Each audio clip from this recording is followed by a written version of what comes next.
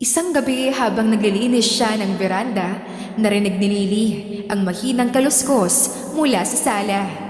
Nalingon niya ito at nakita si Jerome na pilit itinatayo ang sarili mula sa wheelchair. May hawak na tungkod at halatang hirap. Mabilis siyang lumapit dito. Sir Jerome, wag po! Baka matumba kayo!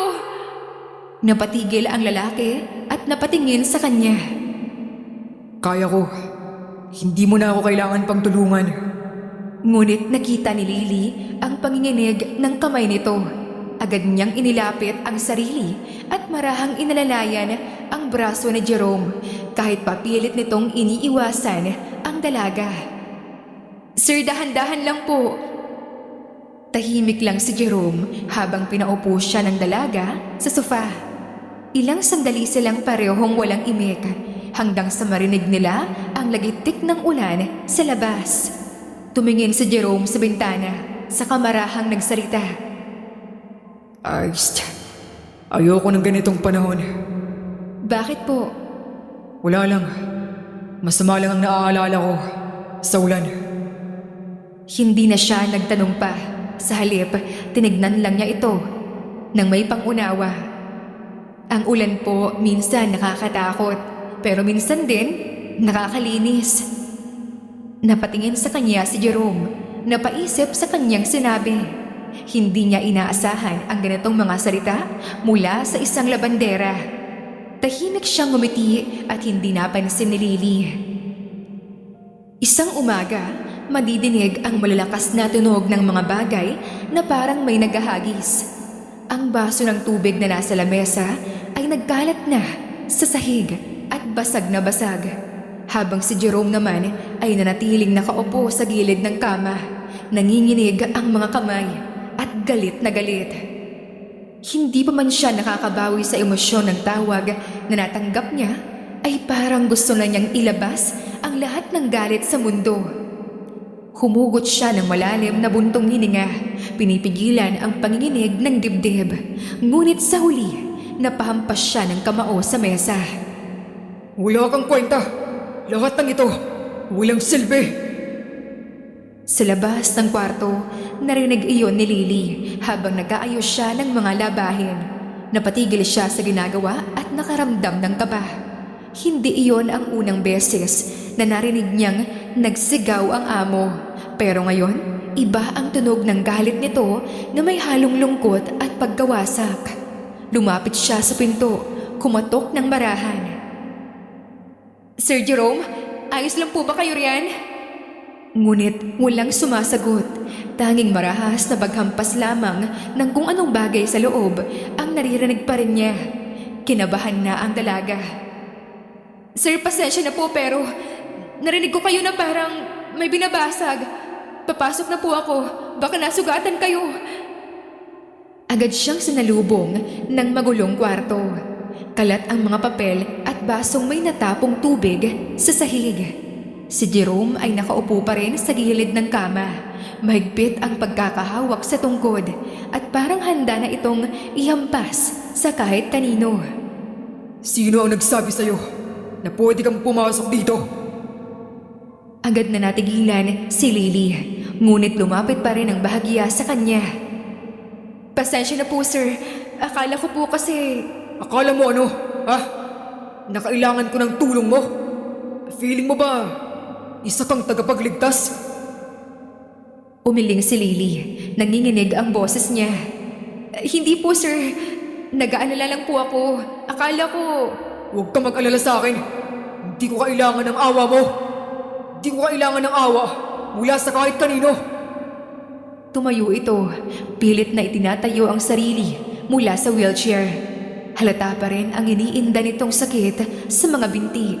Ngunit pinilit pa rin. Nakatitig siya kay Lily. Mabigat ang bawat salitang binitawan nito. Hindi mo ako kailangan pangalalayan. At huwag mo na akong intindihin. Ang trabaho mo rito ay maglaba. Di ang makialam. Napapikit si Lily. Pinipigilan ang panginginig ng labi. Opo, sir. Pasensya na po talaga. Hindi ko po sinasadya. Hindi siya tinantanan ng tingin ni Jerome. Labandera ka lang.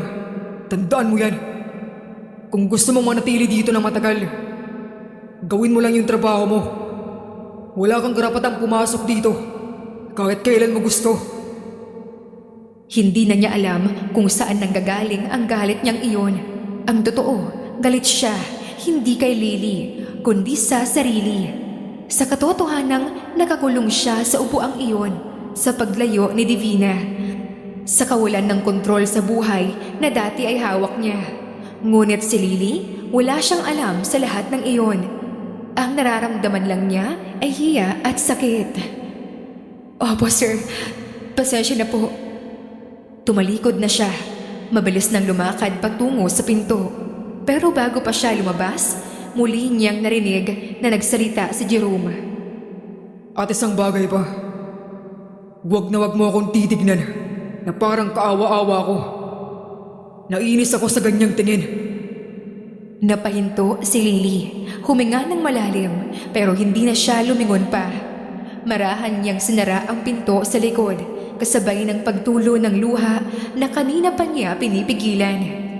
Sa hallway, dinig pa rin niya ang marahas na paghinga ni Jerome. Bawat hakbang niya palayo ay parang kumakalabog sa puso niya. Hindi niya inakala na sa unang pagkakataon na sinubukan niyang magmalasakit, ito pa ang magiging kapalit. Pagdating niya sa laundry area, ay agad siyang naupo sa bangko. Tinakpan niya ng kamay ang muka at doon na bumuhos ang mga luha niya. Sa isip niya ay paulit-ulit ang tinig ni Jerome na hamak na isa lamang siyang labandera. Masakit pero totoo. Isa lamang siyang labandera. Hindi siya kabilang sa mga mundo ng mga taong katulad ni Jerome. Habang lumilipas ang oras, hindi pa rin siya makapaniwala sa nangyari. Pilit niyang tinuloy ang paglalaba. Ngunit paulit-ulit na sumasagi sa isip niya ang mukha ng galit niyang amo. Ngunit sa kabila ng lahat ng iyon, nakita niya ang lungkot sa mukha nito.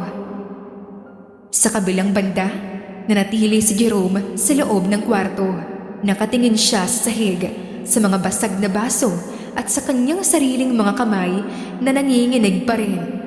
Hindi niya maalis sa isip ang tingin ni Lily na nag-aalala. Isang uri ng pagtingin na matagal na niyang hindi naramdaman mula kay Divina. Ngunit piniling niyang inalis sa isip iyon. Hindi ko kailangan ng kahit na sino. Lumipas ang kalahating araw, walang nagsasalita sa kanila. Nag-focus na lang sa kusina at paglalaba si Lily. Habang si Jerome naman ay nananatili lamang sa loob palagi ng kwarto niya. Pinipilit abalahin ang sarili sa pagbabasa kahit wala naman siyang maintindihan sa mga binabasa. Bandang hapon, dumating si Aling Berta. Hawak ang tray ng merienda. Sir, dinalahan ko na po kayo ng kape. Tumangulang siya. Pagkasabi kay Lily, pakilaba ng mga bedsheets. Nang makita ni Aling Berta ang mga basag na baso sa sahig, agad itong napatigil. Nako, Diyos ko! Ano pong nangyari dito? Umiling lamang si Jerome, malamig ang tono. Wala. Aksidenteng naibagsak ko lang. Sir, pwede ko po bang ipatawag si Lily para... Wag na, Berta. Hindi na kailangan. Natahimik lang si Aling Berta. Alam niyang may nangyari pero pinili niya na wag na lang makialam. Lumabas na lang siya ng kwarto. Maya-maya pa ay dumungaw si Lily sa may veranda. Hawak ang isang timba na may lamang mga bagong laba. Huminga siya ng malalim. Ang mga mata niya ay namumugto pa sa pag-iyak. Pero pilit niyang pinangiti ang sarili. Hindi siya pwedeng umalis. Kailangan niya ng trabaho. At higit sa lahat, kahit nasaktan siya, may kung anong pakiramdam sa dibdib niya na nagsasabing may dahilan kung bakit ganoon si Jerome. Siguro nasaktan lang siya. Baka hindi niya sinasadya. Mahina niyang bulong sa sarili. Sa loob ng silid, nakatingin si Jerome sa labas ng bintana. Mula sa kanyang upuan, kita niya si Lily sa veranda. Abala ito sa pagsasampay ng mga basang labahan at kahit halata na sa mukha nito ang pagod, hindi ito nagrereklamo. Ilang sandali pa ay napahawak siya sa noo at napabuntong hininga. Ay, bakit ko pa siya sinigawan? Hindi niya maipaliwanag kung bakit ganoon ang naging reaksyon niya noong nakaraan. Galit siya kay Divina, sa sarili at sa mundo. Pero si Lily ang pinagbuntunan niya. Gusto niyang lumabas at humingi ng tawad sa dalaga, pero hindi niya magawa. Parang nakakadena ang bawat salita sa kanyang lalamunan. Sa halip, nanatili siyang tahimik. Habang pinagmamasdan si Lily mula sa malayo, ang babaeng hindi niya kailanman inakala na makakaramdam siya ng hiya at pagsisisi dahil nasaktan niya. Maaliwalas ang umagang iyon para kay Lily. Isa iyong panibagong araw para ayusin ang mga dapat gawin. Bagaman may kirot pa rin sa dibdib niya, buhat sa alaala ng pagsigaw ni Jerome sa kanya ilang araw na ang nakalipas. Tahimik siyang naglalaba sa likod bahay. Sinisikap na huwag isipin ang nangyari. Ngunit mas pinili niyang magpakatatag. Kailangan niya ng trabaho at higit sa lahat, hindi siya pinalaki ng kanyang ina para tumigil dahil lamang sa galit ng iba. Habang abala siya, narinig niya ang tunog ng wheelchair na dahan-dahang pumunta sa likod niya. Napatigil siya, napalingon at nakita si Jerome na lumabas ng veranda. Hindi niya iyon inaasahan. Simula kasi nung araw na sinigawan siya ng amo, bihira na itong lumabas ng kwarto. Nagtagpo ang kanilang mga mata, parehong walang umiimik. Napahinto siya, tila nag-aalangan. Yung mga labahin ko, tapos na ba? Opo sir, pinapatuyo ko na lang po yung iba. Tumangulang si Jerome pero hindi agad umalis. Para bang gusto pa niyang magsalita, ngunit hindi alam kung paano. Sa halip, umikot ang wheelchair nito patungo sa hardin. Pagkalipas ng ilang minuto, narinig ni Lily ang mahinang boses ni Aling Berta mula sa beranda. Lily, pakikuha daw si Sir ng kape sa kusina. Po? Ako po? Oo, ayaw niya nga ako ang kumuha eh. Ikaw daw sabi niya. Walang magawa si Lily kundi ang sumunod. Maingat niyang kinuha ang tray ng kape. At habang naglalakad patungo sa hardin, ramdam niya ang mabilis na tibok ng puso. Pagdating niya roon, nakaupo si Jerome, nakatingin sa mga halaman. Tahimik lang ito at ang muka ay hindi na kasing talim katulad ng dati. Sir Jerome, heto na po yung kape niyo. Hindi ito agad sumagot. Sa halip, sandali siyang tinitigan bago tinuro ang maliit na mesa sa tabi niya. Ilagay mo na lang dyan. Inilapag niya iyon ng marahan, ngunit paglingon niya, nagulat siya nang makita ito na parang nag-aalangan.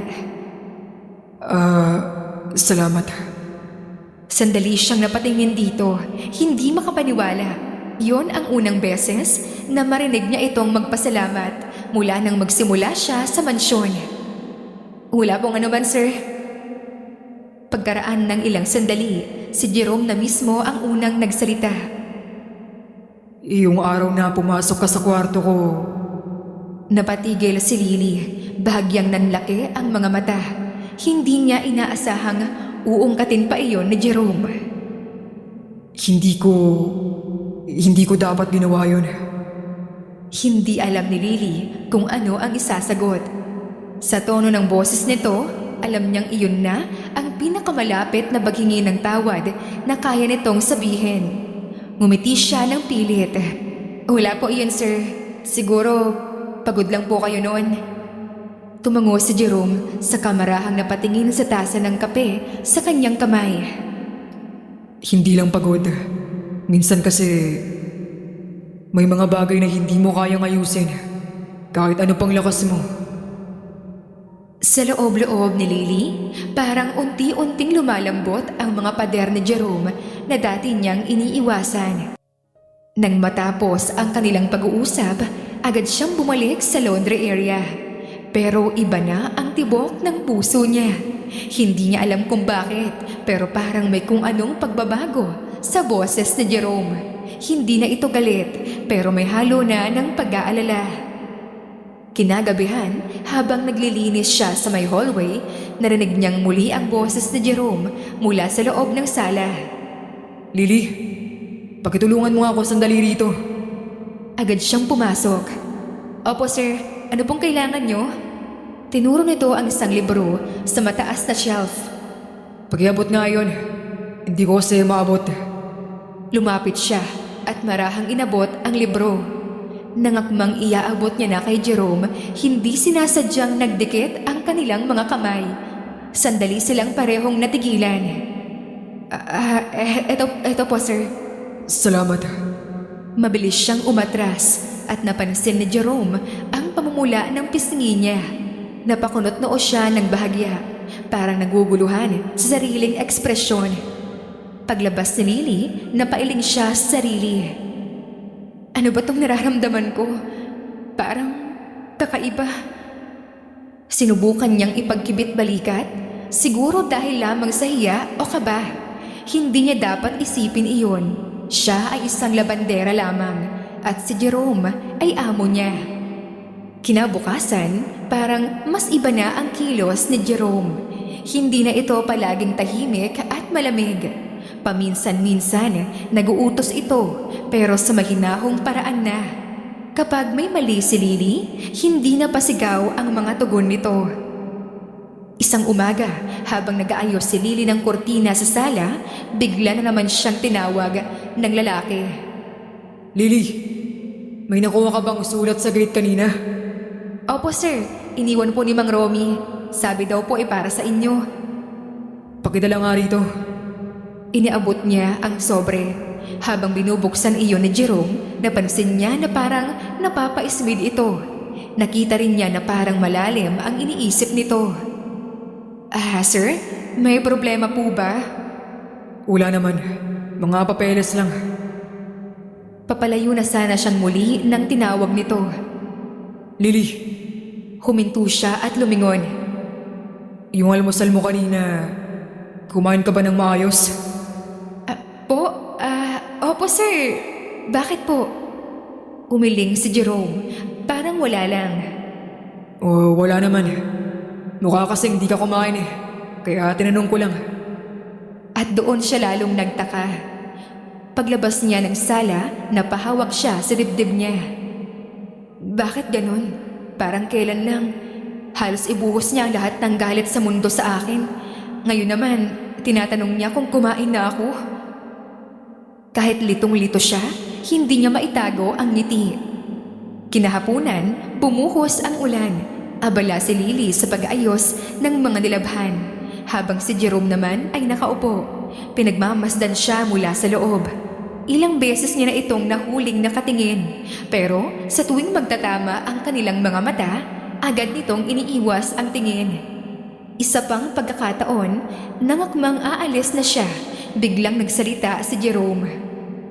Kung gusto mong magpahinga na muna, pwede mo namang ipagpatuloy na yan bukas. Ayos lang po sir. Mas gusto ko nga pong matapos na agad ang mga gawain. Tumango si Jerome pero hindi maalis ang bahagyang ngiti nito sa labi. Matigas din talaga ulo mo, no?